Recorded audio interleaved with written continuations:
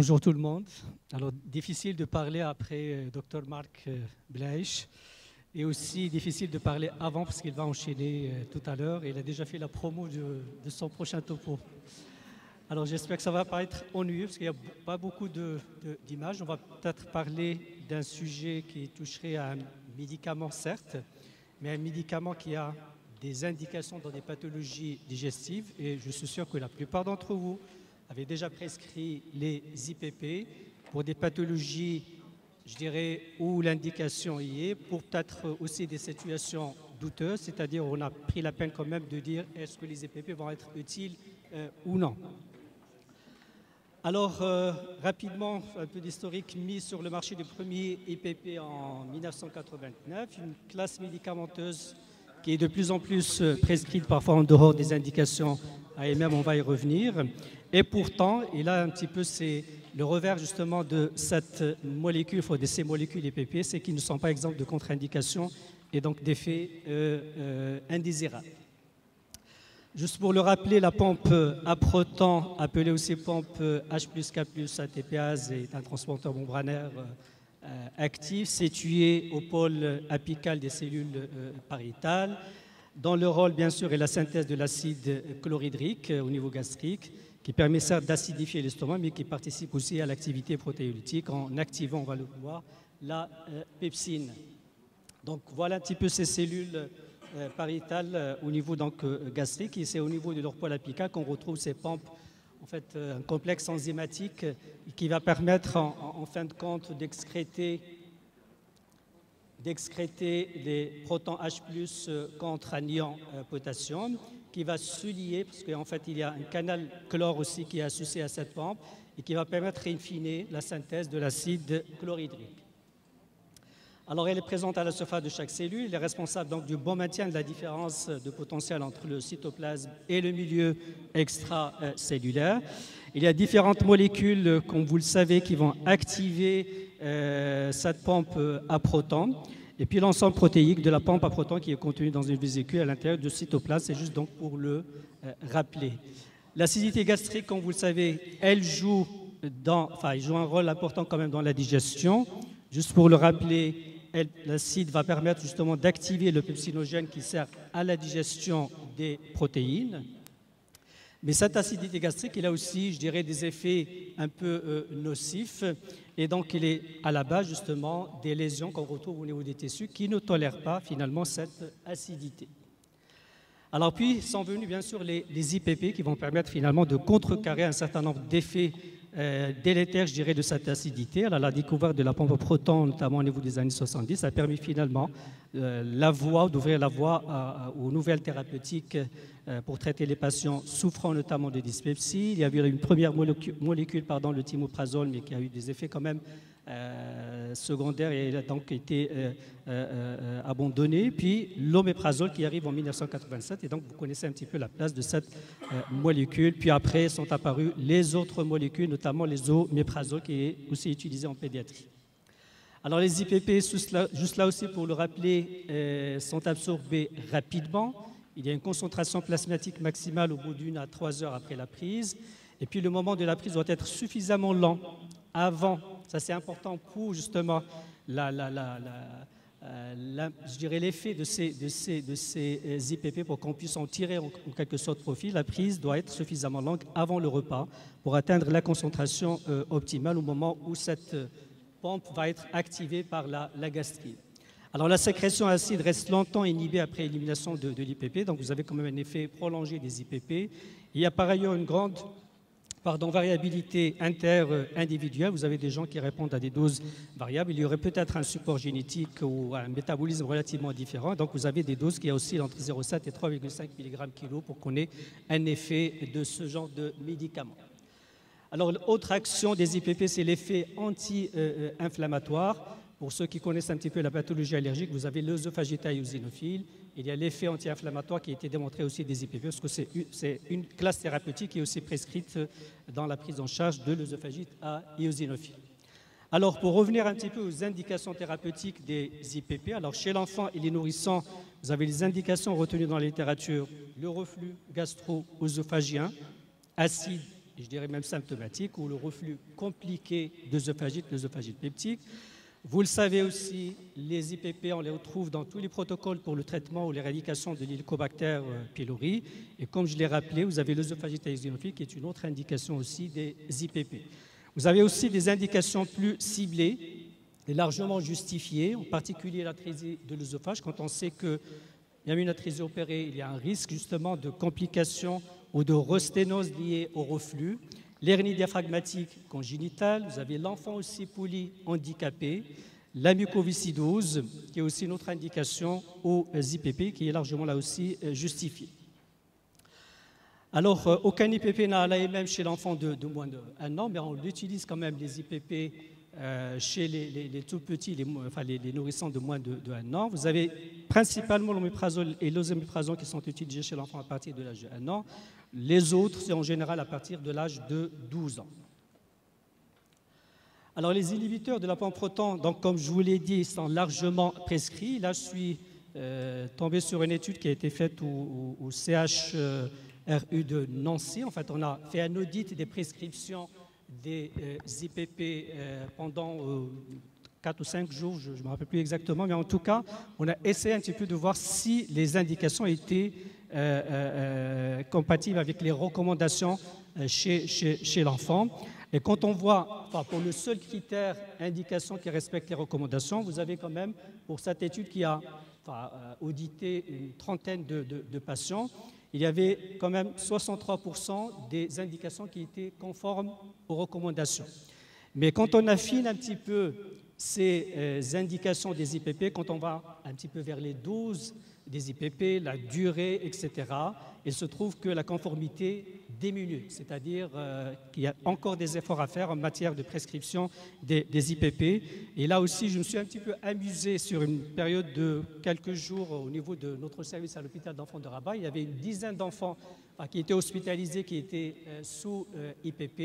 Et quand j'ai vérifié un petit peu les indications, il y avait quand même 4 sur 10 qui n'étaient pas conformes aux recommandations. Enfin, il y a des enfants qui avaient des hémorragies, il y avait un enfant qui avait une pancréatite, il y avait un enfant qui avait des varices œsophagiennes. Et là, bien sûr, vous n'avez pas vraiment d'indication des IPP dans ce genre de pathologie. On va en tout cas, si vous voulez, en discuter tout à l'heure. Alors, on s'est basé bien sûr sur un ensemble de recommandations, les recommandations des sociétés européennes et nord-américaines de gastro-entérologie essentiellement en matière de traitement de reflux et de l'éradication de l'HP. Alors, pour revenir un peu plus de détails pour le reflux gastro-œsophagien, vous le savez maintenant, les IPP ont une efficacité sur la sécrétion acide. Ils ne vont pas agir sur le reflux lui-même. Et quand on sait que le reflux peut être aussi neutre, comme il peut être aussi alcalin, vous voyez un petit peu, les IPP n'ont pas toujours une place dans le traitement de ce reflux. Alors, et quand on voit un petit peu ce pas à pas en matière d'algorithme, je dirais, de prise en charge de reflux, les indications des IPP, on les trouve dans le RGO de l'enfant symptomatique, d'accord? Et pour le tout petit, le nourrisson, le reflux gastro-œsophagien étant le plus souvent physiologique, vous avez un bon nombre d'enfants qui vont voir leur régurgitation disparaître progressivement avec l'âge. Les indications restent relativement limitées. Alors, vous avez ici éventuellement pour les pathologies pulmonaires ORL à répétition, mais ça se discute aussi parce que le reflux n'est pas toujours cause, même s'il est démontré sur une pH mitrive, il n'est pas toujours cause justement de ces manifestations extra-digestives, on va peut-être y revenir, mais ça vaut la peine des fois quand même à essayer, quand on a retrouvé un reflux dans ce genre de manifestation, d'essayer un traitement par les IPP. Vous avez l'autre indication, c'est bien sûr l'œsophagite, c'est-à-dire le reflux compliqué. Là, l'indication ne se discute pas. Alors l'indication donc finalement principale des IPP en matière de reflux, c'est l'œsophagite, quel que soit en tout cas le stade, je dirais, de cette œsophagite. Et vous avez beaucoup d'études qui ont démontré l'efficacité des IPP, notamment les oméprazoles, dans le traitement des œsophagites. Là, vous avez une durée quand même de 8 semaines de traitement qui a permis une guérison de l'œsophagite. Alors, l'utilisation des IPP est recommandée hors AMM en cas d'œsophagite érosive chez le nourrisson, parce que je vous ai dit que chez les nourrissons, le reflux est essentiellement, je dirais, physiologique, mais en tout cas, tant qu'il n'y a pas de complications, il n'y a pas vraiment d'indication aux IPP. On peut l'utiliser quand même quand on démontre quand même une œsophagite érosive, même chez le prématuré. Vous avez ici un rappel des doses en fonction du poids et en fonction de l'âge de l'enfant. Mais il faut quand même cesser de prescrire les inhibiteurs de la pompe frottant pour des suspicions de reflux, et notamment, comme je l'ai rappelé tout à l'heure, les manifestations extra-digestives de reflux qu'on a toujours tendance à rattacher soi-disant à un reflux. Là, c'est un travail qui est quand même assez intéressant et qui a comparé dans 2 bras des enfants qui avaient des manifestations qu'on suspectait assez souvent être en rapport avec le reflux.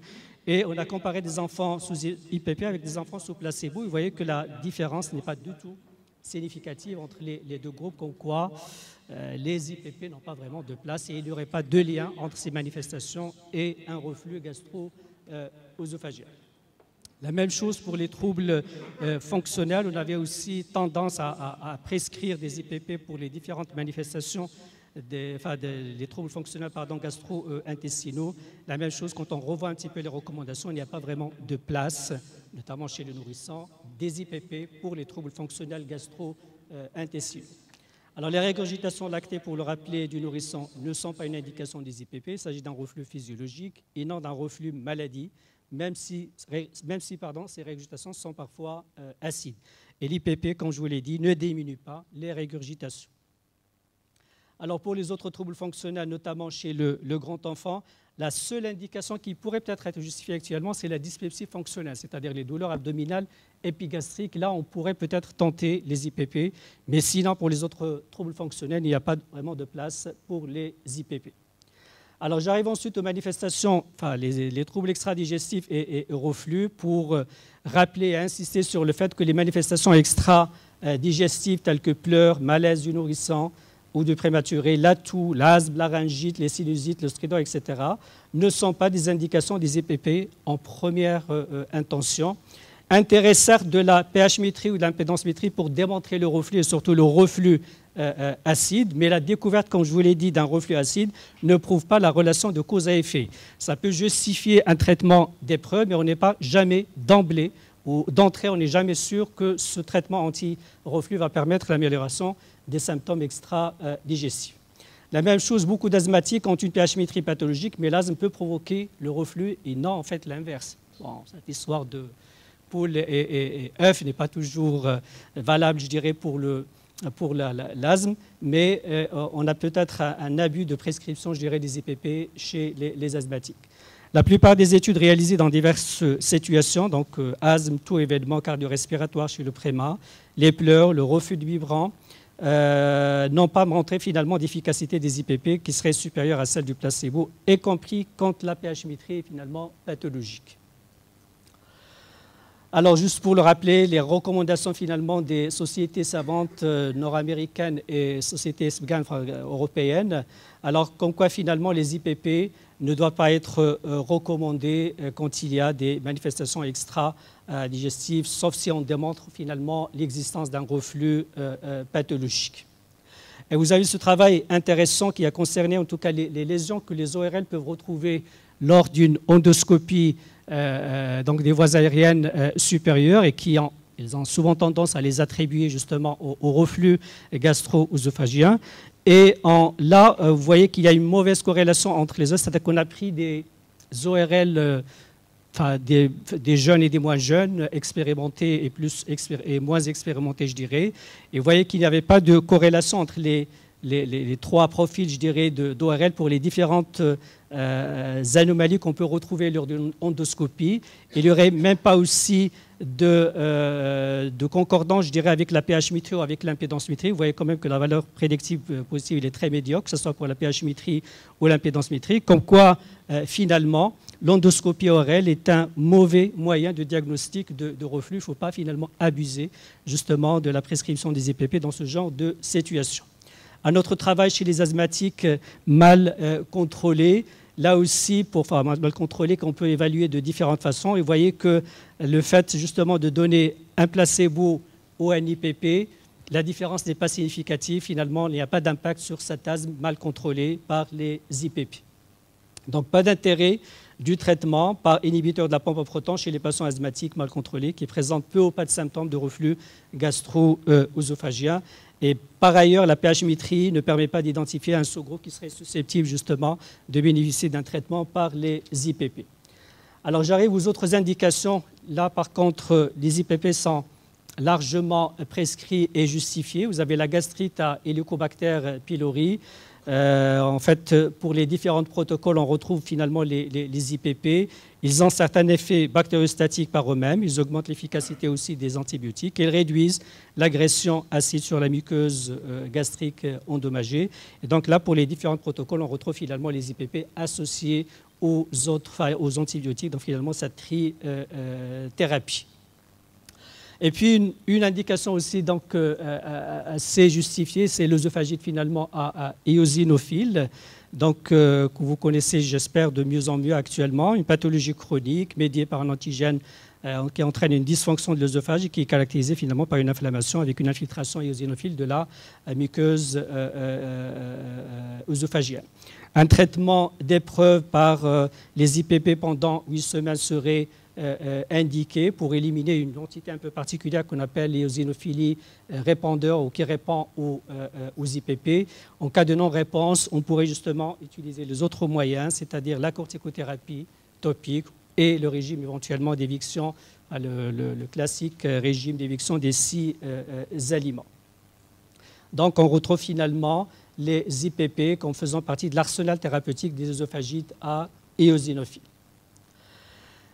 Alors attention, les IPP sont quand même des médicaments qui ne sont pas dénués d'effets secondaires ou d'effets indésirables. Ils ont la réputation de générer peu d'effets secondaires, mais il faut dire qu'un tiers des enfants traités pourraient développer des effets secondaires liés aux IPP. Et ça peut aller de simples symptômes à des complications quand même assez sérieuses parfois. Bon, vous avez les céphalées, la diarrhée, la constipation, la confusion mentale, mais ça peut passer par une éruption urticaire, des complications un peu plus sérieuses, leucopénie, anémie, thrombopénie, hépatite pancréatite.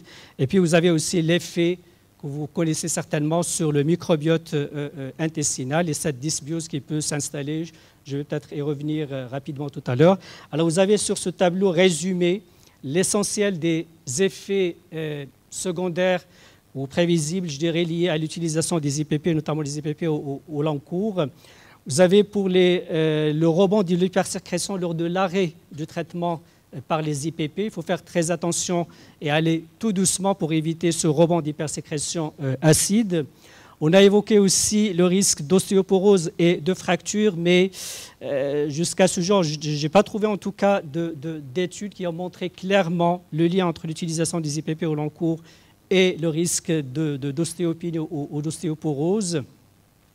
La même chose pour les pneumonies qui seraient aussi observées selon certaines études avec les IPP au long cours. La dernière étude, je pense, de 2020, il y avait peut-être d'autres facteurs de risque qui ont fait que ces enfants ont eu plus d'infections pulmonaires, mais on n'a pas pu faire le lien entre l'utilisation des IPP et le risque de pneumonie. La même chose pour des événements cardiaques qu'on a dû décrire avec certains IPP. Il n'y a pas assez de preuves. Par contre, on a démontré quand même un effet sur la calcémie. Enfin, il y a une hypocalcémie ou tendance à l'hypocalcémie chez les enfants qui sont sous IPP. Et la même chose pour l'hypomagnésémie pour les traitements au long cours. On a décrit aussi un risque de démence, notamment en tout cas c'est plus chez l'adulte.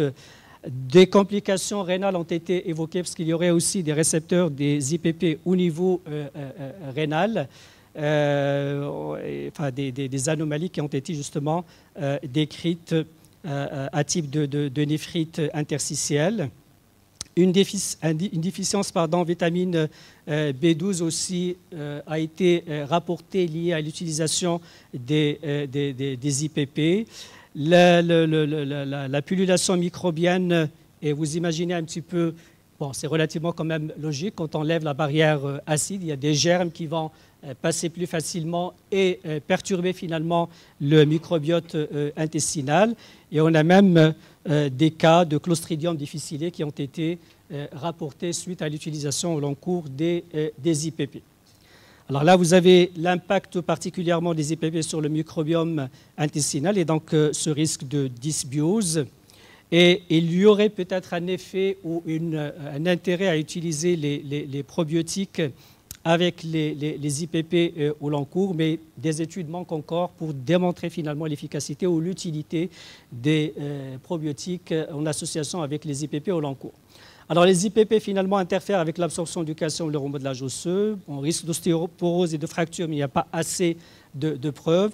Une digestion incomplète des protéines avec risque de sensibilisation secondaire. Rappelez-vous le pepsinogène qui doit être transformé en pepsine sous l'action de l'acidité pour finalement digérer les protéines. Alors, quand les protéines ne sont pas digérées, il risque justement de sensibiliser et d'induire des allergies.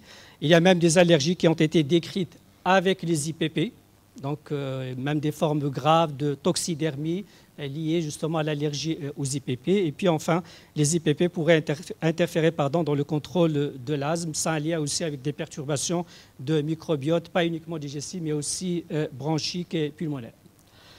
Alors je termine par dire finalement que les IPP sont des médicaments certes puissants et bien tolérés, je dirais chez la plupart des patients, mais ils sont souvent mal indiqués, en particulier chez le nourrisson et le jeune enfant. Donc il faut essayer de respecter finalement les recommandations et n'ont pas de place dans la prise en charge des troubles fonctionnels gastro-intestinaux en dehors peut-être de la dyspepsie fonctionnelle chez le grand enfant. Et la tolérance, finalement, pour les traitements prolongés doit être particulièrement surveillée chez l'enfant, bien qu'on n'a pas pu faire la preuve de beaucoup d'effets indésirables qui ont été soulevés. Je vous remercie pour votre attention.